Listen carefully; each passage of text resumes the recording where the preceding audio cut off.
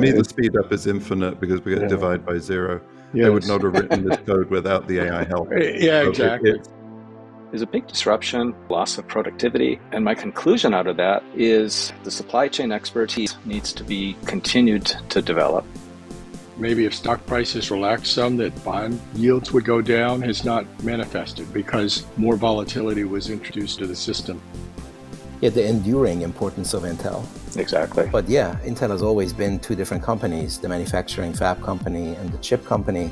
And the manufacturing one was always just about the only hope of Western civilization. Welcome to the Orion X Download Podcast. Join Shaheen Khan, the Orion X analysts, and special guests as they discuss and simplify the big ideas in technology that are changing the world. Thank you for being with us. Hi, everybody. Welcome to another edition of the Orion X Analyst Roundtable, which we fondly call ART because it is. And this is Shaheen Khan, and with me is Adrian Cockcroft, Stephen Pernow, and Chris Krull. Gentlemen, how are you? Yeah, doing well. Dialing in from St. George, Utah this time. Oh, brilliant. Good to be on with you, Shaheen. We have our global team scattered around fine places around the world. But without further ado, so let's start with what's on everybody's radar, which is tariffs and the uncertainty that they generate for every company and also the exceptions that exist for the technology market and what strategies folks might take to deal with it. Anybody want to go first?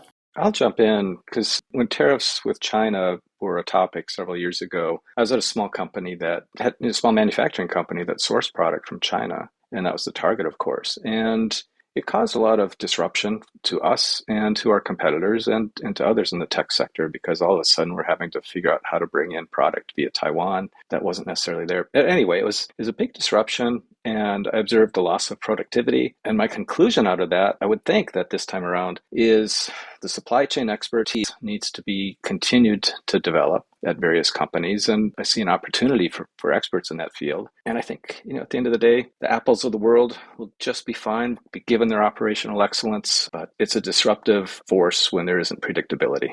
My sort of very general comment about this is that there's all kinds of risks in international trade and people hedge for the different risks that they see. Like exchange rate volatility is one of those ones you always look for. But tariffs generally change slowly and with a lot of signaling up front. Things like, there are whole lots of discussions and whatever, and you kind of get some signals they're coming. But what we've had recently is very rapid changes and very up and down and a lot of uncertainty. So I think that is something that even if the tariffs go back down to zero, the uncertainty and they could change again is now very high. So I think that people are going to have to factor in a lot of hedging and risk avoidance just around the unpredictability of the markets. That's a change that will take a long time to subside. If we get a period of stability, it's going to take a long time for people to really trust that stability is back. I will just add that the instability in terms of the level of tariffs and also supply chain disruption, that's not the only instability. It also has triggered other instability in the capital markets and in particular in the exchange rates. And we've seen an unusual behavior where the US dollar has gone down and the thought that maybe if stock prices relax some, that bond yields would go down has not manifested because more volatility was introduced to the system. So people have to now contend with not only supply chain disruption, but uncertainty around exchange rates and just general volatility and Forex. A lot of what's going on really is a lot easier for larger companies than smaller companies, and especially super small companies, the mom and pop store, so to say. They're the ones who are going to have difficulty if they actually directly import. I'm seeing 4 or 5 dimensions of how people are reacting to it. One is compliance, and that requires legal advice. The second one is, where are you in the supply chain? Are you downstream from those who have to deal with it, in which case you're sort of just waiting for them to manage it? But that leads to your materials flow. And how do you route your materials around the different countries and different tariffs to optimize the situation for you and do it in a legal way? Like just shipping something to another country doesn't change the origin of the product. You have to add substantial value to it or transform it in some ways. I see companies struggling with getting pricing from their suppliers because the suppliers don't know what their prices could be. And there's also an interest in people to increase inventory for the future. So they may not want to part with the inventory that they have. And then how do you communicate that with customers? Do you have a line item that says tariffs, or do you just treat it as cost of goods sold? And uncertainty requires agility. So that leads companies to have cost agility and revenue agility. If there is a bucket of revenue somewhere, maybe you want to redirect your efforts there. There's also the notion of what's going on globally. Europe is doubling down on defense spending, so one can expect to see growth in Europe.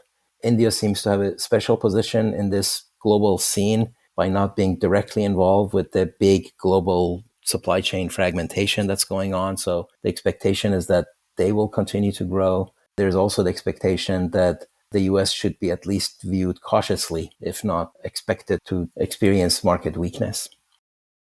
There's this issue of what problem is trying to be solved, because there's something called Triffin's dilemma, which has been known since the 1950s, that if you're the global reserve currency, you cannot simultaneously have an open capital account, floating exchange rates, freely floating exchange rates, and run a trade surplus or even be in balance. So you end up taking on the responsibility of providing liquidity for global trade to the rest of the world.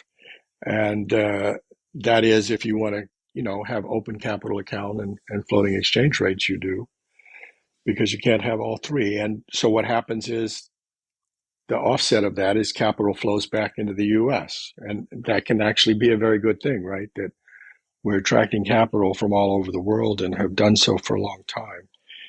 So if the problem was to try and get interest rates lower, that's not what's happened. And in fact, more volatility has been introduced in that aspect of things and in the exchange rates themselves. Your mentioning of what is the goal, Steve, is something to think about, because there have been activities or actions taken to try to bring back those aspects of manufacturing or intellectual property development that are crucial to national security, which is great, but we need to think broader than tariff as being the only tool in the tool chest for making those things happen. Something that's driving all of this, of course, is chips, high-end chips, and AI, and the imperative that is to lead in AI. There was news that TSMC is expecting to go live with their 2-nanometer technology, the latest, greatest, in Taiwan, the second half of this year. There was news that Intel, with their 18A fab, 18A pointing to 18 angstroms, but kind of the same zone, 2-nanometer technology, and those labels are just brands at this point anyway, that they're going live with their 2-nanometer class technology in Arizona later this year. So it sure looks like Intel is catching up with the leading edge, as their previous CEO, Pat Gelsinger, was planning to.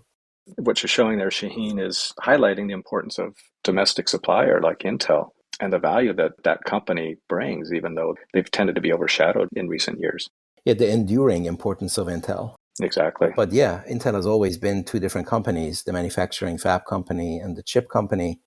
And the manufacturing one was always just about the only hope of Western civilization. So it was always in my mind a race between, does Intel regain its mojo faster, or does TSMC become an American company faster? Yeah. And both of them are sort of happening.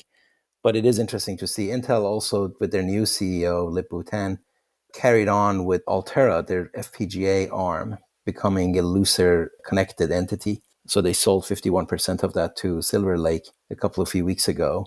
They took a haircut in the process from the time when they acquired it. They acquired it for something like $16 billion. They sold 51% when the enterprise value was half the price of what they bought.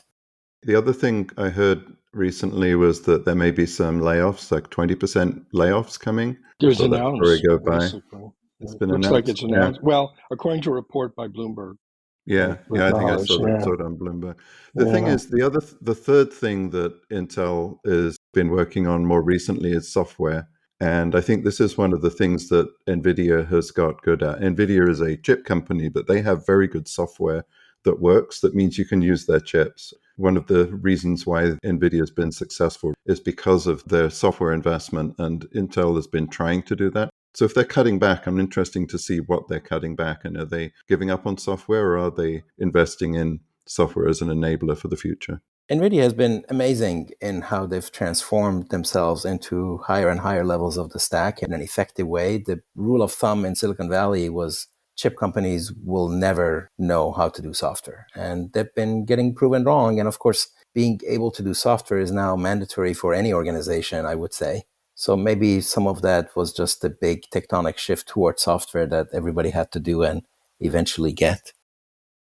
So the other thing that's going on in the global scene besides AI chips is money. And you mentioned, Steve, the Triffin dilemma, which totally makes sense. But that is a good segue into money in general and Bitcoin, which you follow closely. So let's do a quick update on what's going on in the Bitcoin world.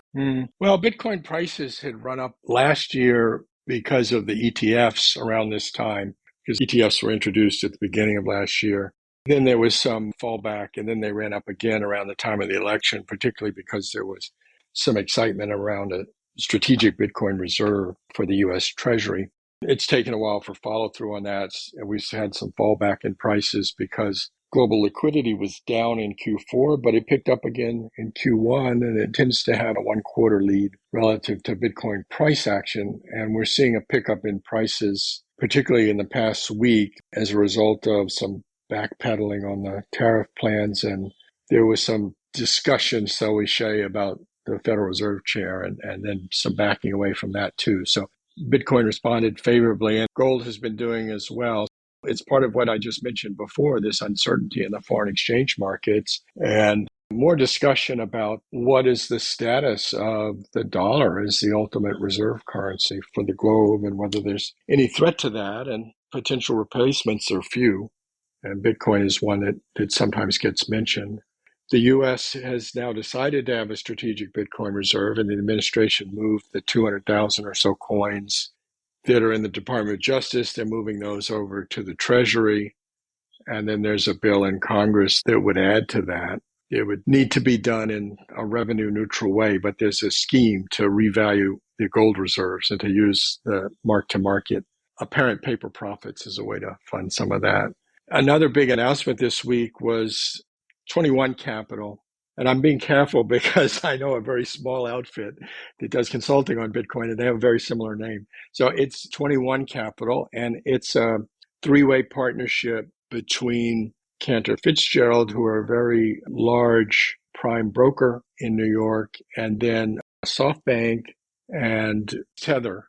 And Bitfinex has a role, and they're raising several billion, I think of order 3 billion initially. And the plan is to purchase 42,000 Bitcoin for their treasury and become a treasury development company, and basically following the strategy pioneered by Michael Saylor over the past 4 years, which has led to him accumulating for his company well over 500,000 Bitcoin. And so they're going to pursue that same strategy, and they'll start out 10 times smaller, but that's a pretty substantial set of players. And they've named Jack Mallers as the CEO. He's a young guy, very strong Bitcoin background, and has implemented Strike as a solution for global payments on the Lightning rails, the second layer of Bitcoin. So that's the most interesting development, I think, this week. So this building of all this fintech around Bitcoin, and of course, the industry has been building fintech around crypto in general for the past 10 years, with just coming from all various directions. And we've gone through all of that history. And every time something new comes in, whether or not it's a fad, it generates a bunch of software that algorithms that solve certain problems that can be used later for something else, whether it's in gaming or NFTs or whatnot. So we are seeing all of this get built now focused on Bitcoin. What is your take on that? Is this starting to take shape as a mini industry that is identifiable by itself, or is it still projects here and there? Well, I think Bitcoin has been waiting upon scalability for payment solutions. So a lot of activity in crypto has been with other base chains, whether it be Ethereum or Solana or others, to try and develop fintech solutions around there. And of course, they've been quite successful at kind of creating products. Those products, though, have been mostly speculative products. They really haven't been things like transformative products for supply chains. There's certainly been some financial activity in terms of, okay, we're going to issue a bond and we're going to put that on the blockchain. But I think that's been done kind of in parallel with traditional methods, not really replacing traditional methods. But still, all this software gets developed, and a lot of it in principle can run on Bitcoin as well on others. But the Bitcoin developer community has been more cautious because they've always prioritized security and making sure that there's no threat to the implementation of a completely finite supply, which is something that's almost unique to them, apart from a couple of hard forks. So the contracts in the Bitcoin space have had pretty limited functionality because they didn't want to have more attack surfaces, basically, for smart contracts. And so they're not Turing complete, whereas Ethereum and others have kind of opened up to all kinds of approaches with smart contracts. So speaking of smart contracts, one question I've always had, consistent with what you have been saying, is the Bitcoin chain itself has a very, very rudimentary language that not even really, you can't even call it a language, can you? But it offers very few operations that one can do. And the perception is that that's too limited to really build anything around, and you need some language that's more capable. And now people have been focused on Turing complete languages that allow you to do anything you want, but then you can't verify the resulting programs always. So verification becomes an issue. So where does that stand right now? I think it's relatively slow. I mean, there are extensions that have been happened. Taproot is one of the most important ones. Things to support multi-sig, for example, and things to support time locks so that contracts can have delayed outcomes and the like. But they've been done in a very gradual way with small additions of opcodes. Another one that's going to be on the horizon will be protection against quantum computing, and there's a proposal there to make things quantum safe. So it's been quite gradual, and I think the reason is that the market pressure has not been there for payment solutions. Bitcoin is still primarily in its store of value phase, and because the value is rising quite rapidly, why do you want to spend it? There are thousands of ways to spend money, right? But there are very few ways in this world that has inflationary fiat, that has increasing debt, that has poor demographics in developed countries that only aggravates the increasing debt, and it has thousands of cryptocurrencies that will allow you to spend freely and rapidly. And so actually, its uniqueness as a store of value is what sets it apart and is the reason why it has captured the majority of the value. If you set aside the stable coins like Tether and USDC, it's captured nearly 2/3 of all the value, despite there being thousands upon thousands of cryptocurrency. There's also some news about pricing in the software as a service world, and specifically for AI, with the assertion that the existing pricing that we see in the market is unsustainable because the companies providing it are spending a lot more on the infrastructure than they are able to charge for it right now. So where's that going to lead? Chris, you had a comment on this in our pre-call. Yeah, so I think we'll see a tiering of pricing. In thinking about the $20 per month mark, which seems to be the expectation that has been set.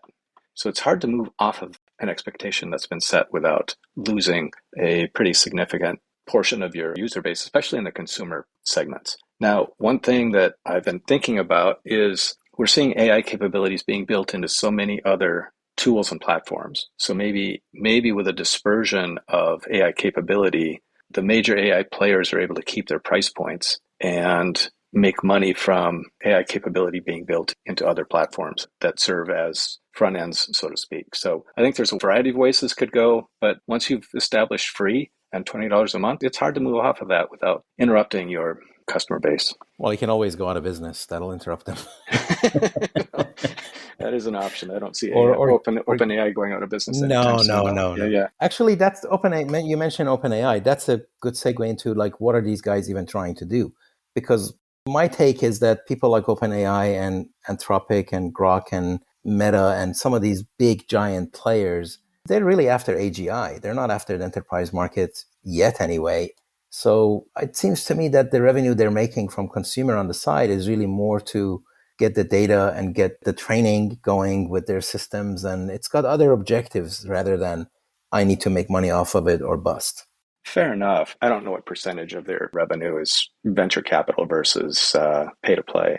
So, Do you guys have any take on this, Adrian? Yeah, Steve? there's consumer use of this. A lot of that can be handled on the free tier, really. I've never needed more than the free tier of OpenAI, ChatGPT, to do the things I want to do with it.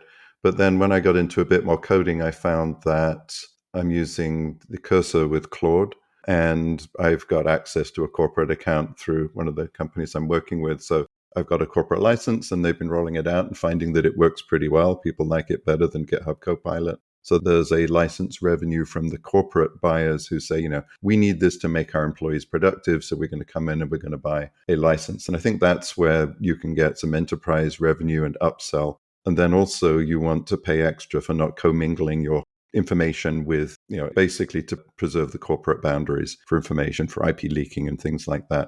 So the free use, your data, whatever you say, is being mingled in to train everybody. But the corporate use, you have the firewall that basically says these requests stay within your corporate boundary and aren't used outside. So I think that it does make sense that there's a significant amount of enterprise revenue, even for just the general advice chat kind of things, because you'll be asking about, how do I format the latest sales numbers into a spreadsheet or something? You don't want those numbers to get outside. Steve, you've been using AI too. Yes. Well, I think $20 a month is incredibly cheap, less than $1 a day for what it gives me in terms of coding and other functionality in support of what I do. And the productivity enhancement is more than a factor of 10.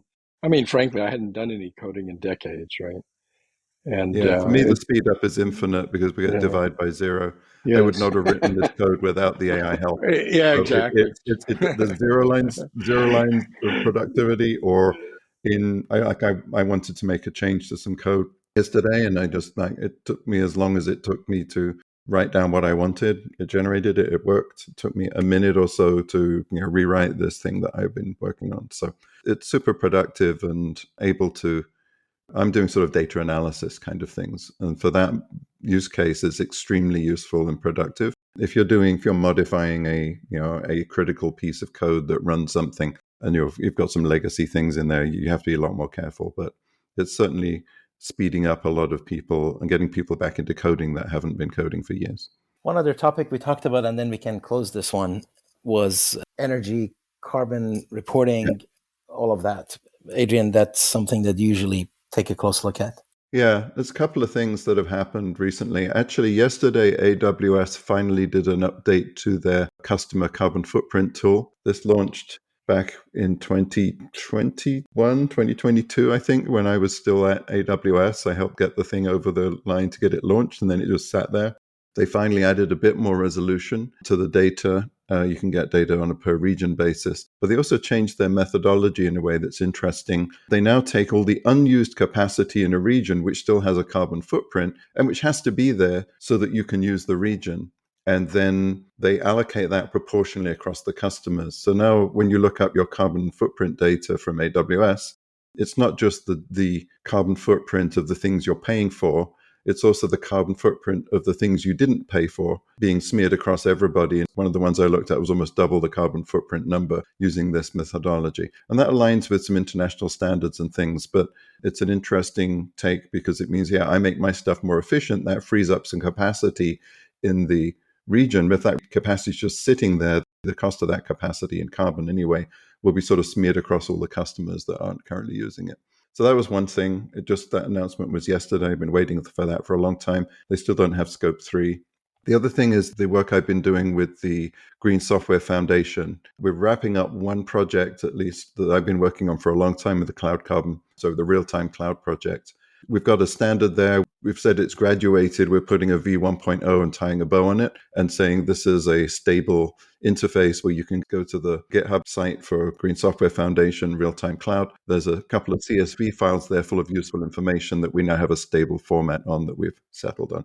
So we're defining our V1.0 on that. So that's sort of wrapping things up. We'll move on and do some increments on that. But then there's a new project starting off, which is looking at interfaces within the data center for optimizing carbon. And there's a project called Mycelium that's being floated But what it's really doing is looking at, well, you've got your cooling system and you've got your power delivery system and you've got a bunch of batteries and you've got a bunch of diesel generators and you've got your telecom network capacity. All of these things are operating as silos that don't talk to each other.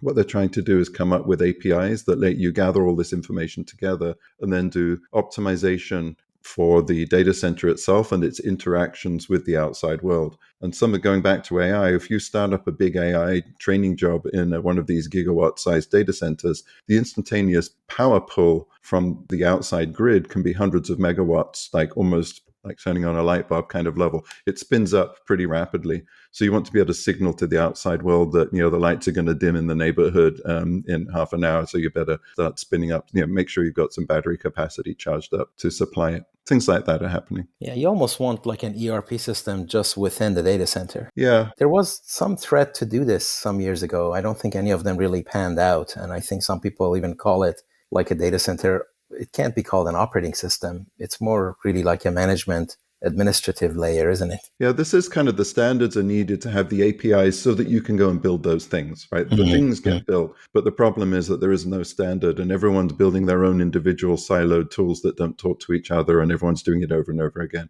There's a few interesting people in here. They're going to have a workshop in a few months where they're going to gather together requirements and try and come up with something. There's a lot of work to be done in this area, but it's being driven largely by this rollout of very large data centers, and particularly data centers that have a measurable impact on the systems around them. Cool stories about things that have happened in that area. That's stuff going on in the GSF. It's like a side thing for me to contribute to the standards processes there. That's awesome. Any final comments before we close? We're trying to keep these shorter to our audience and keep it about 30 minutes plus or minus, because we could go on for hours. There's an argument in favor of that as well. But maybe shorter is not a bad idea. Any other comments before we go? All right. Well, then, thank you all. Thank you to our listeners. Appreciate you being here. Until next time, take care. Bye. Thanks all. That's it for this episode of the OrionX Download Podcast. Every episode is posted to orionx.net and shared on social media. Use the comments section or tweet us with any questions or proposed topics of discussion. If you like the show, rate, review, and share it. The OrionX Download Podcast is a production of OrionX. Thank you for listening.